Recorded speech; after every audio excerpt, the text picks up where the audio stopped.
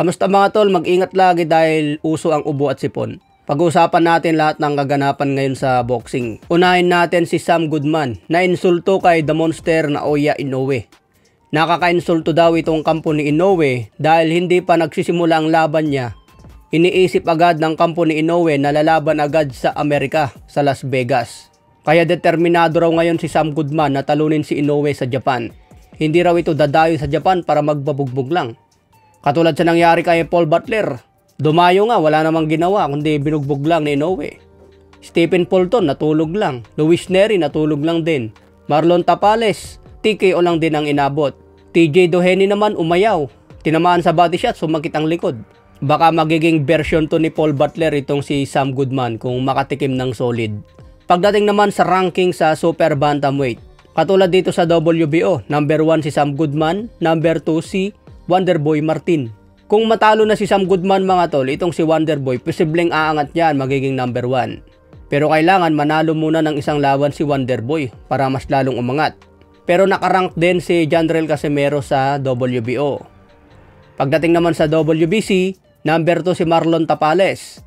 Nakarank din dyan si Jandrel Casimero. Ngayon, kung sakaling aakyat na si Inoue sa featherweight division, ano ang mangyayari sa mga titulo? Ibabakante ni Inoue lahat yan. Magiging vacant belt. Ang mangyayari sa mga bakanteng titulo, paglalabanan yan ng number 1 at number 2 challenger. Nasa ranking din si Jandrel Casimero pero mababa pa ang ranking niya. Kailangan din ni Casimero umakyat hanggang maging mandatory.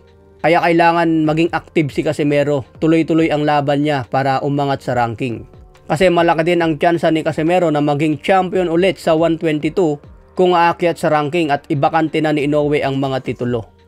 Kung hawak pa ni Inoue ang titulo sa Super Bantam, mahirap maging champion yung mga nasa ibaba. Kasi malupit yan si Inoue mga tol. Parang wala nang makakatalo sa kanya dito sa 122.